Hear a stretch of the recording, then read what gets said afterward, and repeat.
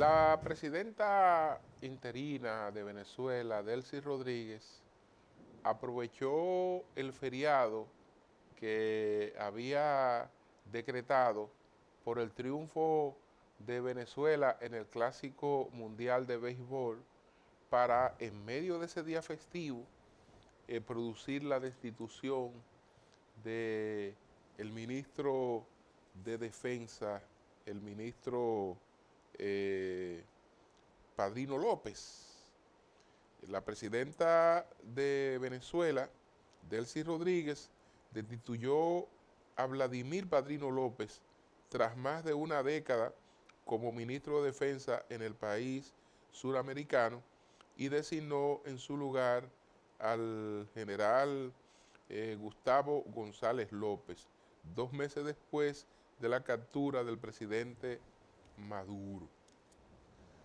Bueno, independientemente de que ya eh, Padrino López estaba en el final de su carrera activa, porque hace tiempo que ya por disposición de ley debió de ser pasado a retiro. Estas circunstancias no dejan de marcar que se ha ido cumpliendo con la agenda de la transición. Este era el hombre fuerte que había mantenido unido a los militares en torno a Maduro.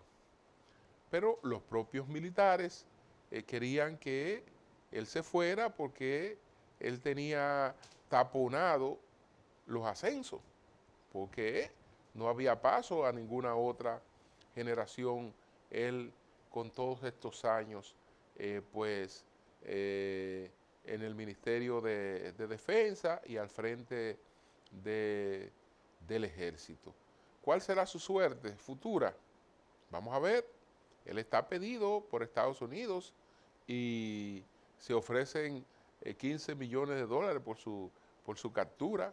Como Estados Unidos no está priorizando en eso en estos momentos y además tiene otro conflicto más importante, que es el conflicto en Medio Oriente, tal vez se desentienda por un tiempo de Padrino López. Pero ahora Padrino López, sin ropa, yo creo que se le apaga un poco la guapesa y en cualquier momento puede estar en una circunstancia totalmente distinta a la que ha manejado en estos años. Buenas noches.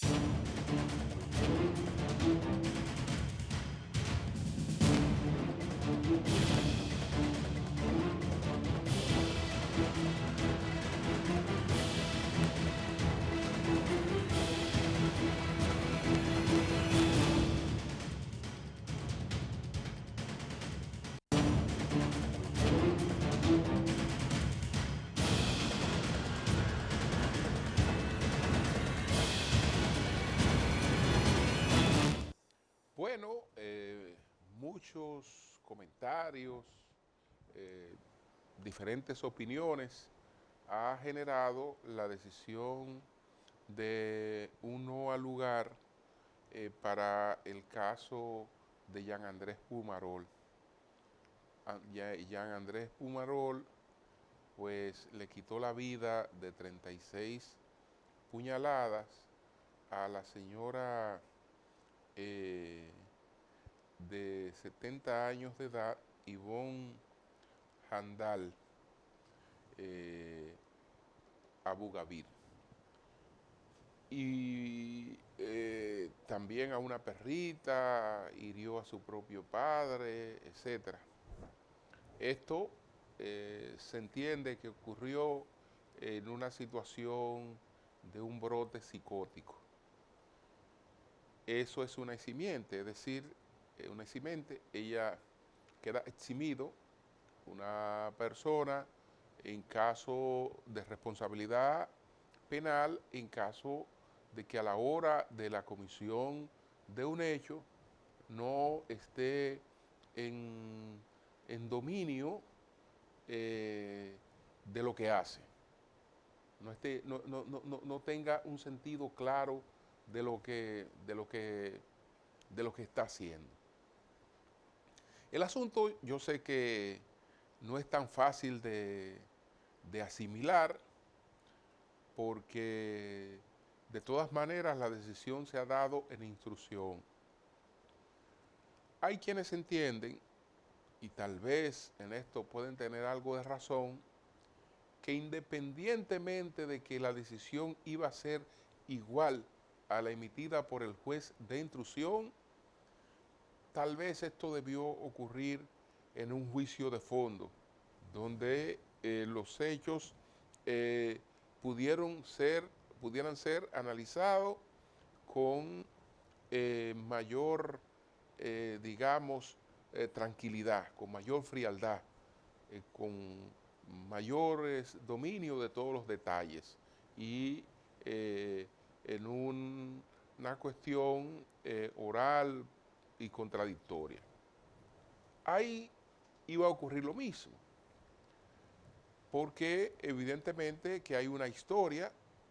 Esto no hay una historia, es claro que se trata de un paciente psiquiátrico.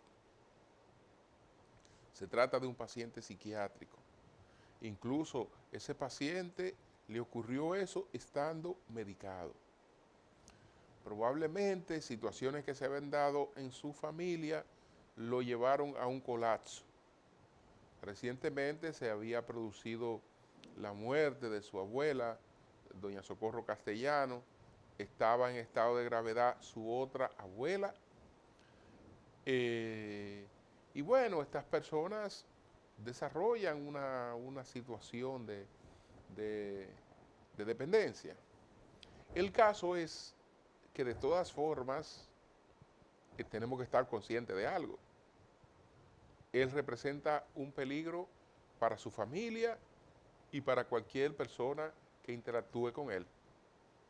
Él representa un peligro porque esa crisis le dio medicado, porque en lo adelante podríamos decir, bueno, cuando esto se puede evitar con alguien que esté encima de la persona y haga que la persona siempre esté bajo sus medicamentos.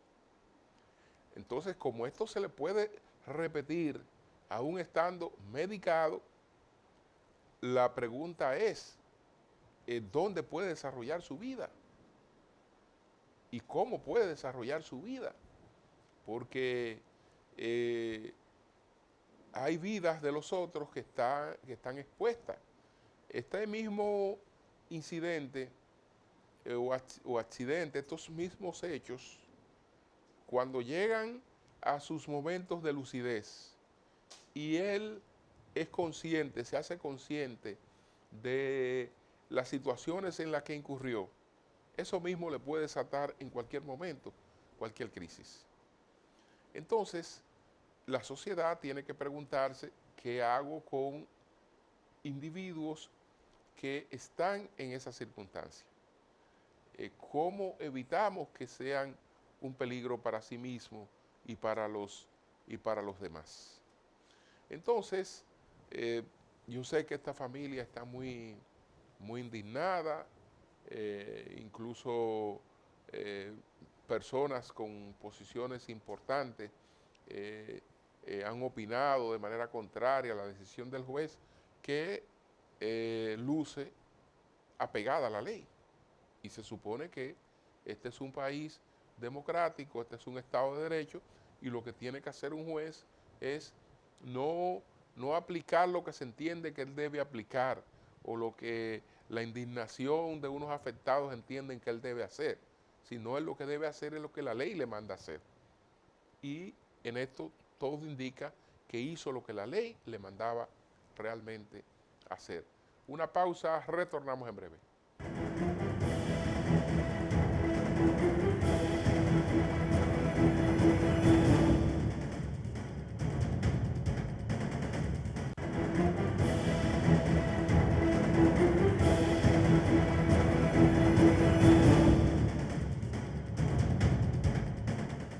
Bueno, este ha sido prácticamente el caso de esta semana.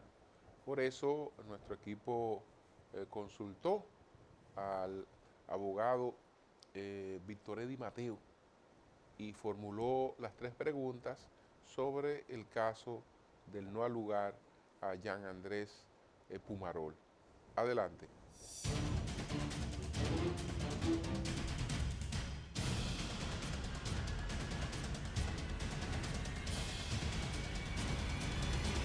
¿Qué opina del no al lugar en beneficio de Jean Andrés Pumarol, quien causó la muerte a puñaladas de una dama de su vecindario de 70 años de edad e hirió a su padre y por la misma arma apuñaló a una perrita, hechos que supuestamente se produjeron bajo un estado psicótico? Yo entiendo que el juez hizo lo correcto en virtud de que desde el inicio se sabía, y así lo argumentó muchos profesionales en su momento determinado, que el joven Pumarol es un paciente psiquiátrico y que probablemente en ese momento su familia de manera responsable lo dijo, se encontraba en un estado psicótico.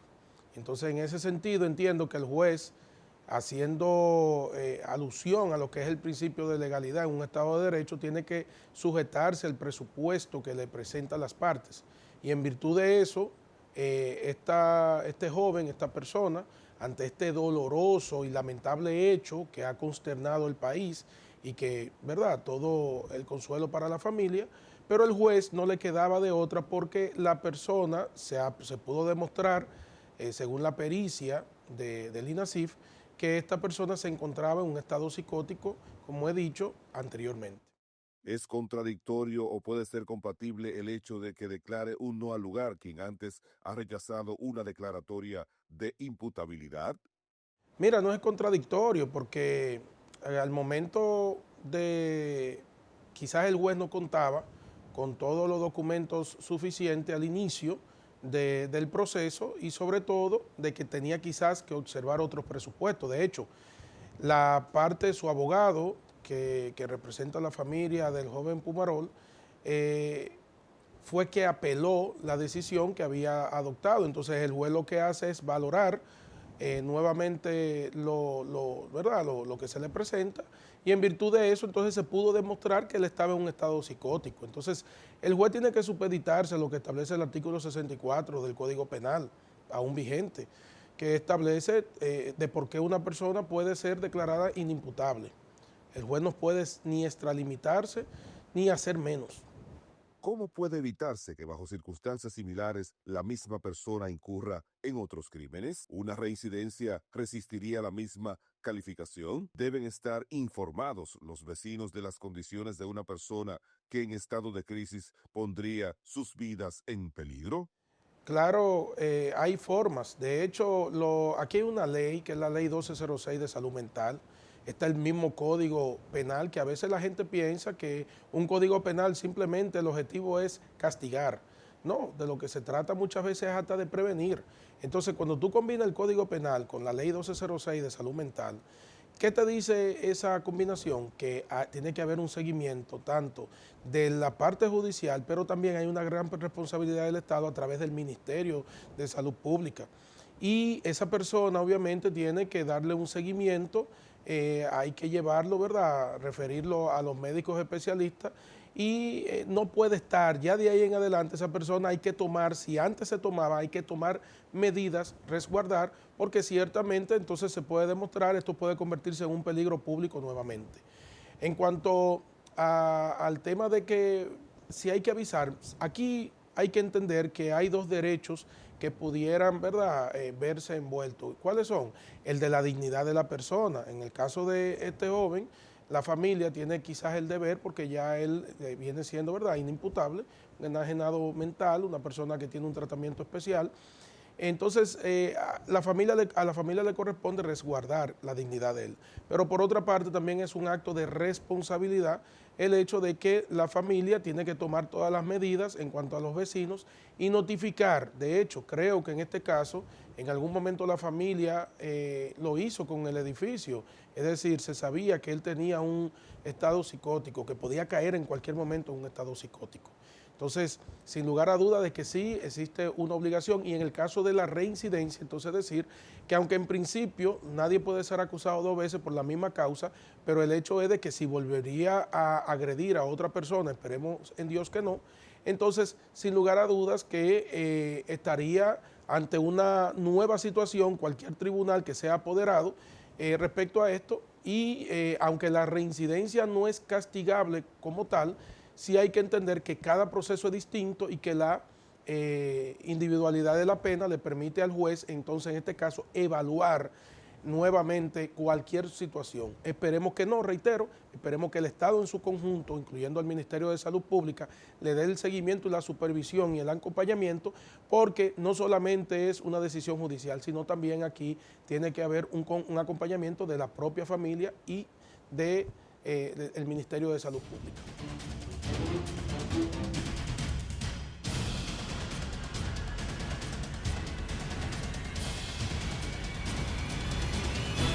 Una pausa, retornamos en breve.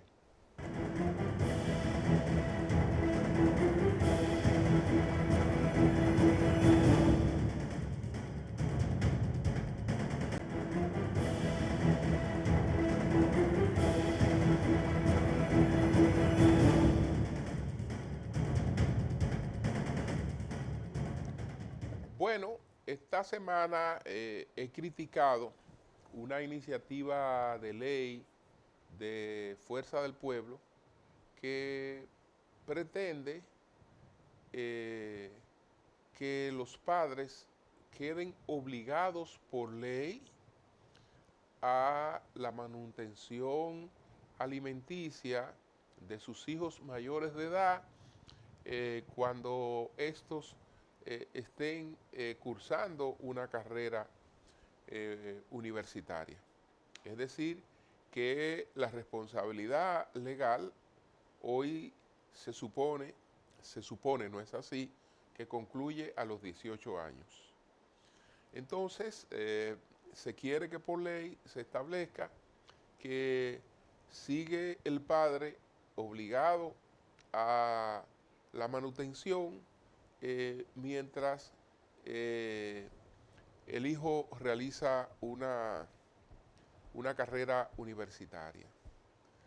Eso yo creo que es innecesario, porque eso es algo que ocurre así, pero eso ocurre así sin que el Estado tenga que obligar a un padre a hacer eso.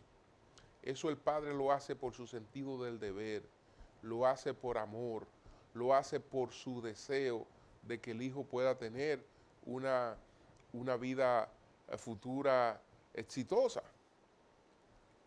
¿Cuántas universidades hay aquí en este país? Hay 59 universidades privadas. Esas universidades están llenas todas están llenas.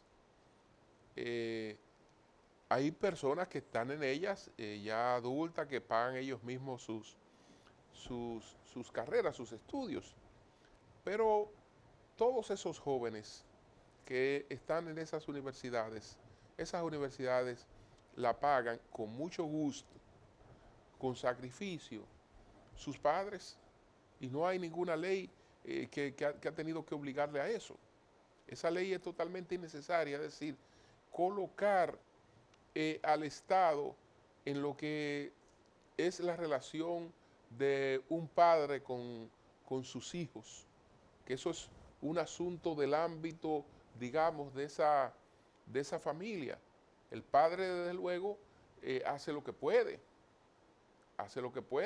Hay algunos que pueden pagar universidades, hay otros que no pueden pagar universidades, que dicen, no, tú te vas a la UAS, y bueno, la alimentación aquí está en tu casa, y el pasaje, y esto. Pero eso es lo que ese padre puede, y lo hace. No, vamos ahora a crear una ley para decir que usted tiene que buscarle el pasaje a sus hijos, al hijo suyo que va a la universidad, y que cuando él venga a la universidad, él tiene que encontrar comida en su casa. ¿Ustedes creen que es necesario hacer una cosa como esa?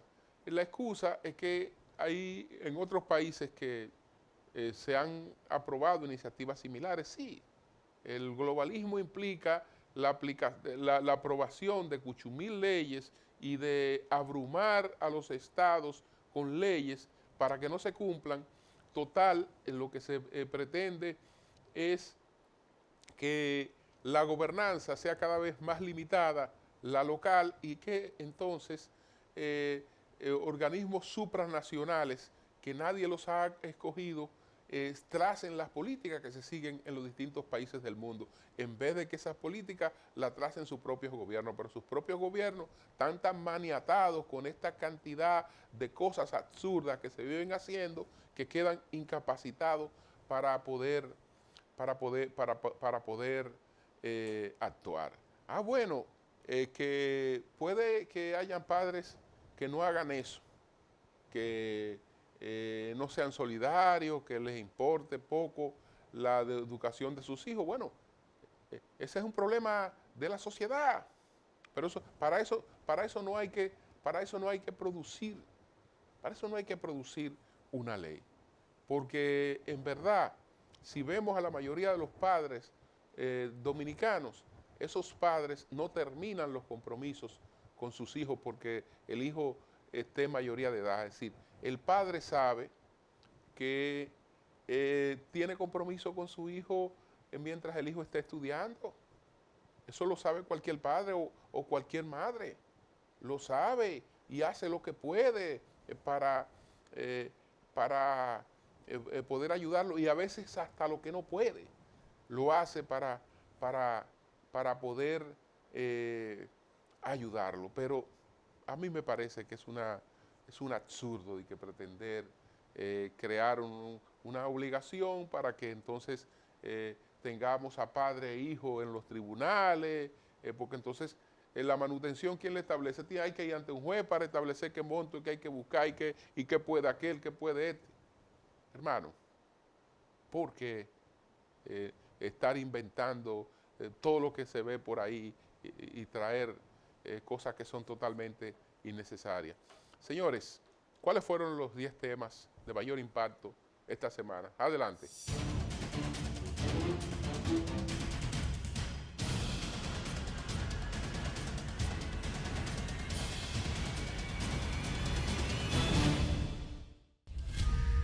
El séptimo juzgado de la instrucción del Distrito Nacional exoneró de responsabilidad a Jean Andrés Pumarol Fernández, imputado de matar a Yolanda Handal Abogávil, de 70 años, y herir a otras 5 personas con arma blanca el 23 de julio del 2025 en el condominio Dorado Cuarto, en el ensanche Naco, Distrito Nacional. El juez David Timoteo Peguero declaró a Pumarol no apto para ir a juicio, por lo que ahora el señalado estará en libertad pura y simple. El tribunal dictó un auto de no al lugar por considerar que el día de los hechos el joven Pumarol estaba en un cuadro psicótico. En esta línea sostuvo que cuando una persona atraviesa lo que describió como una demencia temporal, no puede configurarse culpabilidad penal en su contra. De su lado, el penalista Miguel Valerio, abogado de la familia de la víctima, indicó que Pumarol Fernández es un peligro para la sociedad y cualquier situación que le ocurra a un ciudadano es responsabilidad del juez David Timoteo. En tanto, a través de una carta pública firmada por Nancy Handal de Mejía, hermana de la fallecida, la familia de la víctima deplora el no al lugar dictado por el juez. Hoy no solo lloramos su pérdida, hoy exigimos respuestas, exigimos justicia, exigimos que este caso no sea silenciado ni olvidado. En la misiva reiteran que no se puede permitir que la violencia más atroz quede sin consecuencias. No podemos aceptar que el dolor de una familia no tenga peso ante la ley.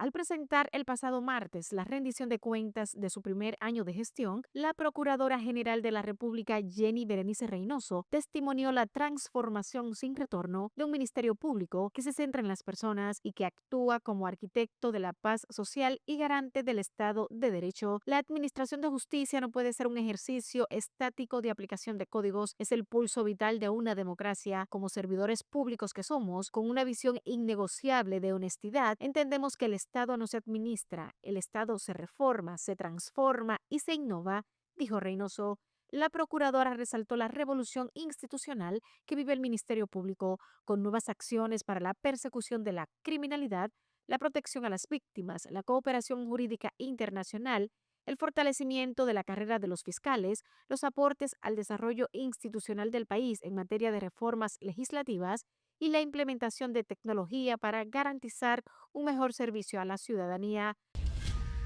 Tras pasar 3 meses sin ningún avance en el Congreso, el gobierno está contemplando retirar del Senado el proyecto de ley que sometió en diciembre de 2025 y que buscaba fusionar los ministerios de Educación y de Educación Superior. Así lo confirmó una fuente ligada al tema, quien agregó que el gobierno desistirá del proyecto de ley para enfocarse en otros aspectos del área educativa que puedan resumirse en una reforma más integral que la presentada en diciembre pasado. En aquella fecha, días antes de que cerrara la pasada legislatura, el Poder Ejecutivo depositó en el Senado una propuesta de ley para fusionar las dos entidades rectoras de la educación dominicana, una iniciativa que de plano no fue respaldada por los sectores ligados a la formación, como la Acción Empresarial por la Educación EDUCA o la Asociación Dominicana de Profesores ADP, que ven en el proyecto riesgos para la educación dominicana, mientras el ministro de Educación Superior, Ciencia y Tecnología, MESID, Rafael Santos Badía, aclaró que no será retirado del Congreso Nacional el proyecto de ley que busca fusionar los ministerios de Educación y de Educación Superior,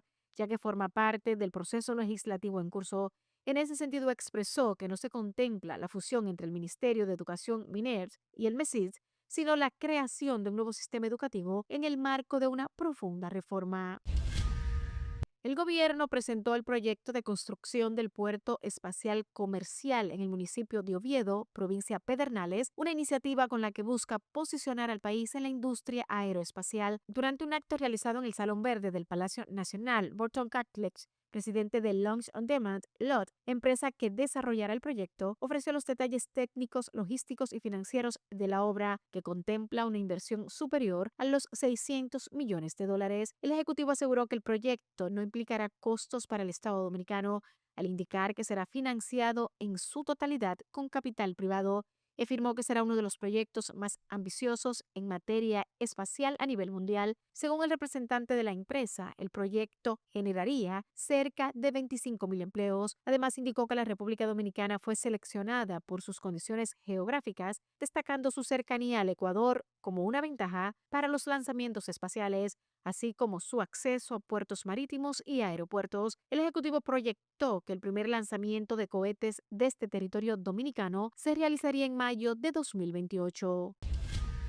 Con motivo a la conmemoración del 51 aniversario del asesinato del periodista Orlando Martínez Hawley, el Instituto Dominicano de las Telecomunicaciones, Indotel, develó una tarja que designa con su nombre el edificio corporativo que alberga la sede central de la institución, como reconocimiento a su legado en defensa de la libertad de expresión y el periodismo crítico en República Dominicana. La designación del nombre de la edificación fue establecida mediante el decreto presidencial 160-26, emitido por el presidente Luis Abinader, el cual dispone que el inmueble donde opere el órgano regulador de las telecomunicaciones lleve el nombre del destacado periodista dominicano, acogiendo una propuesta hecha por el Consejo Directivo de la institución. Durante el acto, el presidente del Consejo Directivo del Indotel, Guido Gómez Mazara, resaltó que esta iniciativa constituye un homenaje permanente a la memoria y trayectoria de Martínez, quien se distinguió por su compromiso con la verdad, la justicia social y el fortalecimiento de la democracia a través del ejercicio responsable del periodismo. Su lucha y su muerte constituyen un referente fundamental, no solo en materia de periodismo, sino de compromiso con las mejores causas nacionales, puntualizó Gómez Mazara. Orlando Martínez Hawley fue un influyente periodista dominicano que a través de sus artículos y análisis denunció abusos de poder y defendió las libertades públicas. Su asesinato, ocurrido el 17 de marzo de 1975, durante el periodo de gobierno de Joaquín Balaguer, conocido como los 12 años, es considerado uno de los hechos más emblemáticos en la lucha por la libertad de prensa en el país. El alza del precio del petróleo por encima de los $100 ha encendido las alarmas en Centroamérica y República Dominicana, economías altamente dependientes de la importación de hidrocarburos. La reciente escalada del conflicto en Medio Oriente, junto con el bloqueo en el estrecho de Hormuz, por donde transita cerca del 20% del crudo mundial, ha generado un shock energético que ya se traduce en combustibles más caros y presiones fiscales en toda la región. Ante una disrupción calificada como extrema, República Dominicana ha optado por una estrategia de contención basada en subsidios. El gobierno destinó 1.189.8 millones de pesos, unos $19 millones, en una sola semana para frenar el impacto del mercado internacional. duplicando el esfuerzo fiscal previo. La medida incluye el congelamiento del GLP en 137.20 por galón, mientras que otros combustibles registraron aumentos limitados de 5 pesos. A pesar de la volatilidad global, el incremento en las gasolinas ronda apenas el 2%, con la premium en 295,10 y el gasoil regular en 229,80. Esta política pone fin a 38 semanas de estabilidad, pero evita un golpe más severo al consumidor y afecta de manera directa a la economía de las familias dominicanas y se agrava por el contexto internacional marcado por conflictos y tensiones geopolíticas. La selección de Venezuela se consagró campeona del Clásico Mundial de Béisbol 2026 tras derrotar 3-2 a Estados Unidos en una final vibrante disputada en el Lone Depot Park de Miami, logrando así el primer título de su historia en este prestigioso torneo internacional. El encuentro se definió en los momentos finales, cuando un doble impulsor de Eugenio Suárez en la novena entrada permitió anotar la carrera decisiva que selló la histórica victoria venezolana. El cerrador Daniel Palencia se encargó de asegurar el triunfo con una sólida actuación en el último inning. Venezuela alcanzó por primera vez la final del torneo luego de superar a Italia 4-2 en semifinales, mientras que Estados Unidos llegó tras imponerse 2-1 a República Dominicana en un recorrido que enfrentó a algunas de las selecciones más fuertes del béisbol mundial. Con este resultado, el conjunto venezolano se convierte en el segundo país latinoamericano en conquistar el Clásico Mundial después de República Dominicana, que lo logró de manera invicta en 2013. Y aunque República Dominicana no llegó a la final del Clásico Mundial, se destaca su ofensiva explosiva y la participación de varias estrellas de las grandes ligas. El equipo dominicano dirigido por Albert Pujols mostró una alineación profunda y uno de los ataques ofensivos más productivos del torneo. En la fase de grupos lograron un récord de 4-0, superando a equipos como Venezuela, Israel, Países Bajos y Gran Bretaña. En los cuartos de final derrotaron a Corea del Sur 1-0, asegurando su avance en el torneo. La actuación incluyó el desempeño de bateadores como Fernando Tatis Jr., Juan Soto, Vladimir Guerrero y el aporte del jardinero Julio Rodríguez. La estabilidad defensiva fue liderada por Ketel Marte y Jeremy Peña. El equipo finalizó el torneo con números ofensivos que lo situaron entre los equipos más productivos del campeonato. La gran fiesta del arte y la cultura dominicana volvió a brillar con fuerza el pasado miércoles, una noche cargada de emociones, reconocimientos y momentos memorables. La edición número 41 de los Premios Soberano 2026 convirtió la sala principal del Teatro Nacional Eduardo Brito en el escenario donde se celebró con orgullo lo mejor del talento nacional. Georgina Duluc e Irving Alberti abrieron la gala a las 8 de la noche, quienes se presentaron a ritmo de música y un opening de impacto, seguido del musical de Mili Quesada, quien interpretó varios de sus éxitos más conocidos. Elvis Crespo apareció cantando junto a la reina del merengue. En la ceremonia, el cantante colombiano Fonseca interpretó varios de sus éxitos y fue galardonado con un soberano internacional. El salsero Gillo Sarante obtuvo su premio como salsero del año. Shadow Blow se impuso en artista o agrupación urbana y Ramón Orlando recibió el galardón como orquestador y o arreglista, mientras el merenguero Héctor Acosta se alzó con los premios en las categorías de merenguero del año y merengue del año con Se Puede,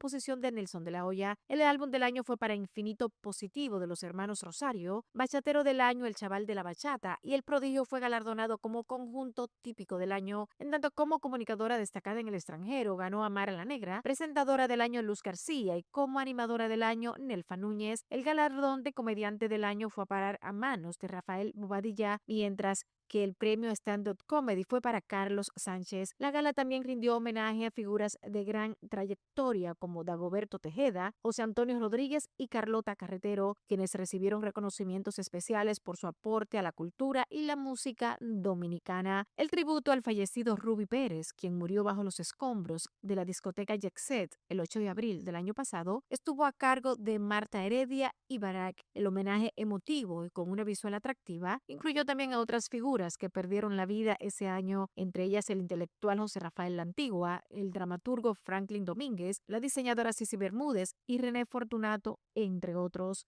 En tanto, el soberano del pueblo se lo ganó Santiago Matías Alofoque, quien también ganó por Esto No es Radio. Con casi 50 años de trayectoria, el animador y locutor Jochi Santos recibió el máximo galardón de Premios Soberano 2026, el Gran Soberano. Santos agradeció la distinción, también dio gracias a Dios, a su familia y a su equipo de trabajo. Al recibir la estatuilla, Santos además pidió que en los medios de comunicación se trabaje con un poco de respeto.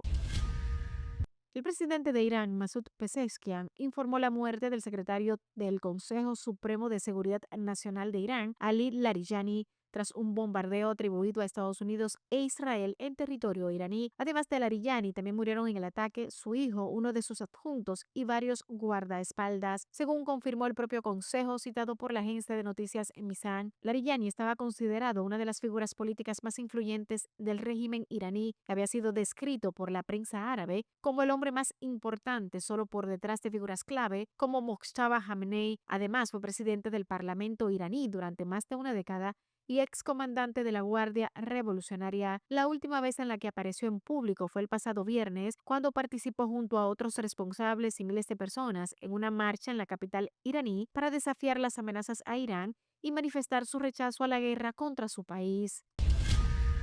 Finalmente, agentes de la policía de Kenia que participaban en una misión internacional de seguridad en Haití comenzaron a regresar a Nairobi tras el inicio de una retirada gradual del país caribeño, mientras se prepara el despliegue de fuerzas de Chad para combatir a las bandas armadas. El ministro de Asuntos Exteriores de la República Dominicana, Roberto Álvarez, anunció en un comunicado que los policías kenianos se retirarán gradualmente y la denominada Fuerza de Eliminación de Pandillas, respaldada por la ONU, debería estar plenamente desplegada en Haití para octubre de este año. El nuevo contingente permitirá sustituir progresivamente a los policías kenianos que participaron en la misión multinacional de apoyo a la seguridad MSS, dar tiempo a la llegada de nuevos efectivos y adaptación al terreno, precisó la Cancillería. Se espera que los primeros despliegues comiencen a principios de abril y que la Fuerza Internacional alcance unos 5.500 efectivos en octubre. La Fuerza de Eliminación de Pandillas fue concebida como una ampliación de la anterior misión multinacional de apoyo a la seguridad liderada por Kenia, creada para ayudar a la policía haitiana a hacer frente a las bandas armadas que controlan amplias zonas del país.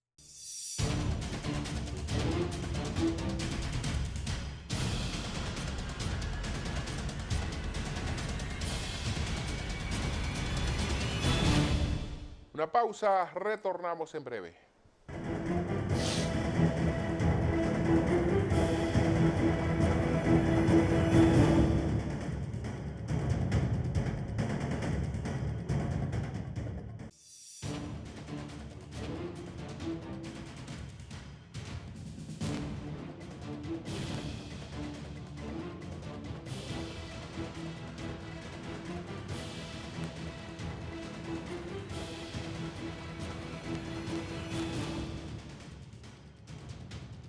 Buenas noches, bienvenidos a una nueva entrega de Toque Final. Esta es la mejor forma de terminar una semana, iniciar la nueva lo mejor edificado posible sobre los acontecimientos más importantes del país y del mundo.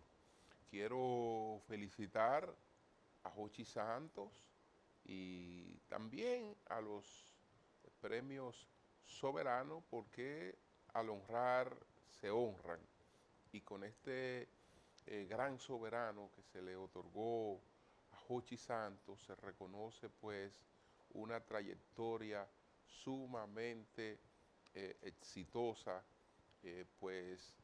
tanto en la televisión como en la radio de entretenimiento. Y ha sido sin duda alguna una de las personas que le ha dado valor a la industria de la radio. Si hoy, con todos los cambios que se están produciendo en el mundo y con todas las nuevas tecnologías, hay una cierta evolución de los medios de comunicación, esa evolución, sin embargo, no ha afectado a la radio como sí ha afectado a otros medios, y en gran medida se debe a que la radio se ha fortalecido mucho.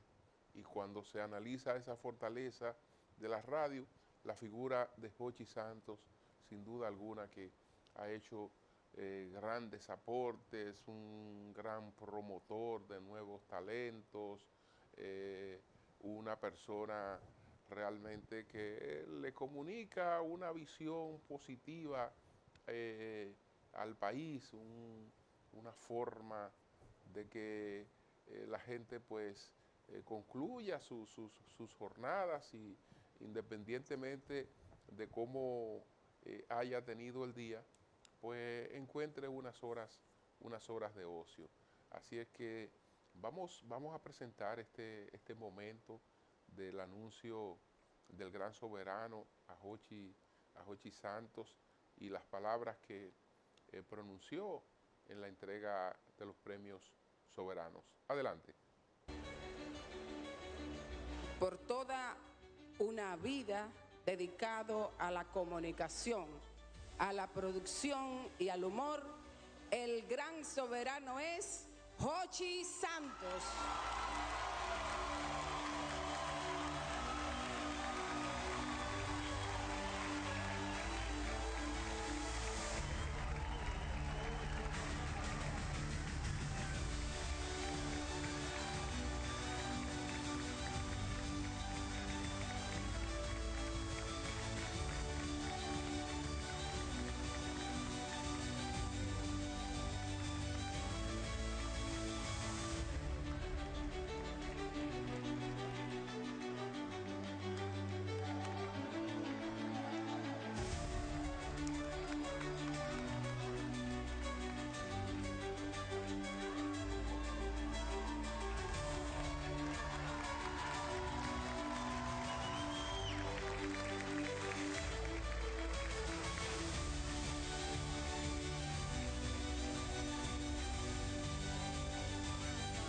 Señores, gracias de verdad, de corazón. Agradezco mucho esta distinción. Como siempre, primero a Dios, a la familia, a mis amigos, a mi equipo de trabajo. De verdad que me siento muy contento y justamente recibir este premio en el día de hoy, que hoy cumple años nuestro programa de radio, que empezó un día como hoy, hace 30 años. Así que no hubo mejor ocasión.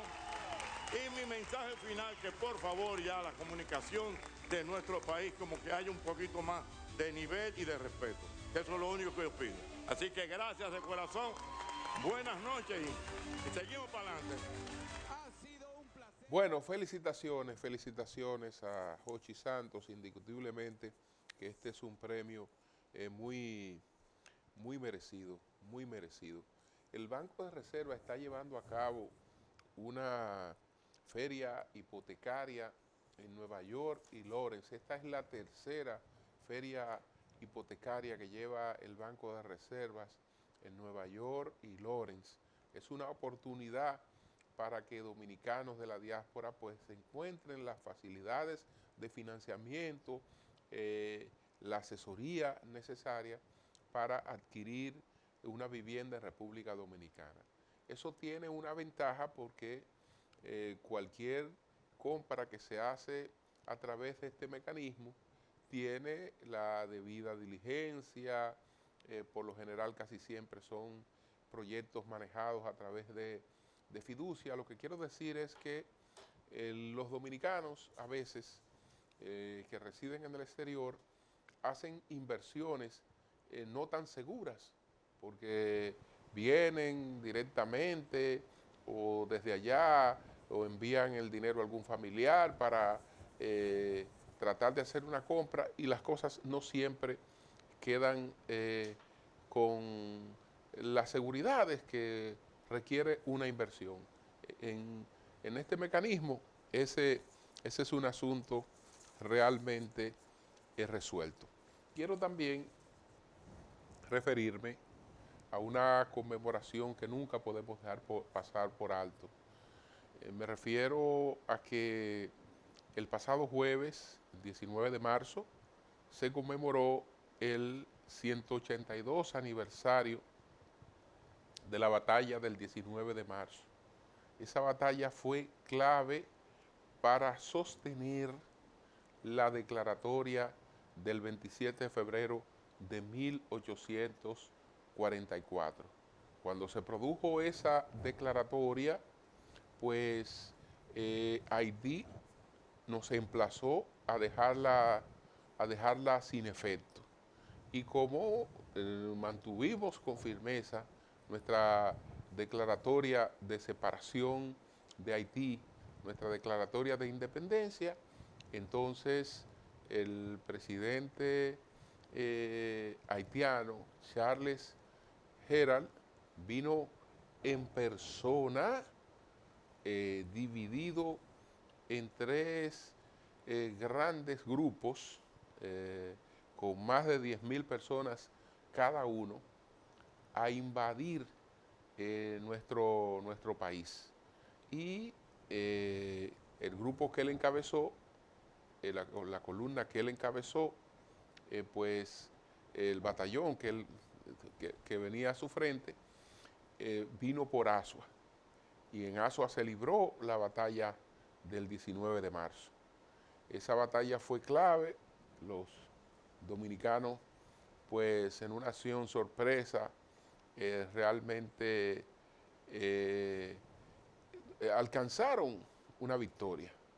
Pero como esa victoria no podía sustentarse una vez se reorganizara el ejército haitiano, entonces Santana inmediatamente produjo un repliegue táctico hacia Sabanagüey, en Baní, tomando en cuenta que los pasos para poder avanzar iban entonces a quedar blindados, porque tanto por el Memiso como por las estribaciones del número, ahí quedó Antonio Duvergé con hombres que impidieron el paso de los haitianos, porque ellos tenían la ventaja de la geografía y por ahí fue imposible pasar.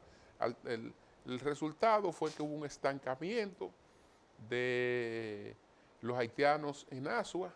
Ese estancamiento produjo una serie de desenlaces que también tuvieron repercusión en el triunfo del 30 de marzo en Santiago. Y ambos, pues, fueron la primera demostración de que los dominicanos estaban dispuestos a sustentar su independencia. Desde luego, eso fue solo el inicio. Luego se duró 17 años luchando contra invasiones haitianas. Y esos 17 años, lo clave para el mantenimiento de la independencia dominicana fue la espada invencible de Pedro Santana. Señores, vamos a una pausa, regresamos en breve.